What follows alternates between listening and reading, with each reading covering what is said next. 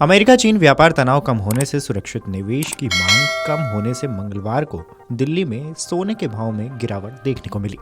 यानी कि सोना अब 4100 रुपये गिरकर 1,21,800 रुपये प्रति 10 ग्राम रह गया है। वैश्विक बाजारों में भी सोना $4,000 प्रति औंस से नीचे आया है। अखिल भारतीय सराफा संघ के मुताबिक सोमवार को यह कीमती धातु 1,25,900 रुपये प्रति 10 ग्राम पर बंद हुई थी। स्थानीय सराफा बाजार में 99.5% शुद्धता वाले सोने का भाव भी 4100 रुपये की गिरावट के साथ 1,21,200 रुपये प्रति 10 ग्राम रह गया है। आपको बता दें कि पिछले सत्र में यह 1,25,300 रुपये प्रति 10 ग्राम के भाव पर बंद हुआ था। जानकारों का कहना है कि मंगलवार को सोने में और गिरावट आई है और सुरक्षित निवेश की घटती मांग के कारण गिरावट और बढ़ गई है।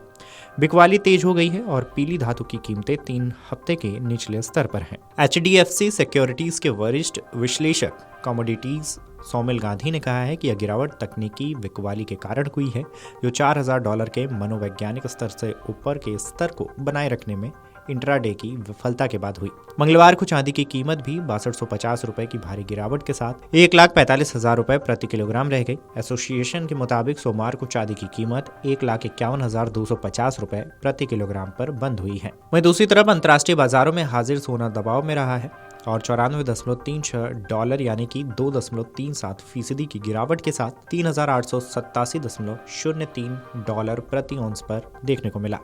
पिछले सत्र में यह $132.02 यानी कि 3.21% की गिरावट के साथ $4,000 के स्तर के नीचे बंद हुआ था। मिराए एसेट शेर खान के कमोडिटीज और करेंसी प्रमुख प्रवीण सिंह ने कहा है कि अमेरिका चीन व्यापार समझौते को लेकर आशावाद के कारण सुरक्षित निवेश की मांग में कमी के कारण हाजिर सोना दबाव में बना हुआ है। इस बीच अमेरिकी राष्ट्रपति डोनाल्ड ट्रंप और के चीनी समक्ष शी जिनपिंग व्यापार समझौते की रूपरेखा को अंतिम रूप देने वाले हैं। ट्रंप की ओर से जापान के साथ व्यापार समझौते पर विश्वास जताए जाने से भी सराफा कीमतों पर असर पड़ा है। प्रवीण सिंह ने कहा है कि वैश्विक स्वर्ण समर्थित एक्सचेंज ट्रेडेड फंड यानी कि ETF से निकासी 24 अक्टूबर को लगातार तीसरे दिन कम हुई है, जिससे कीमतों पर इसका दबाव पड़ा है। उन्होंने कहा है कि निवेशक बुधवार को अमेरिकी फेडरल ओपन मार्केट कमेटी की नीति के नतीजों का इंतजार कर रहे हैं, जिसमें केंद्रीय बैंक द्वारा ब्याज दरों में 25 आधार अंकों की कटौती की उम्मीद है। हाजिर चांदी में भी गिरावट देखी गई है और यह 2.85% की गिरावट $45.56 प्रति औंस के निचले स्तर पर आई है।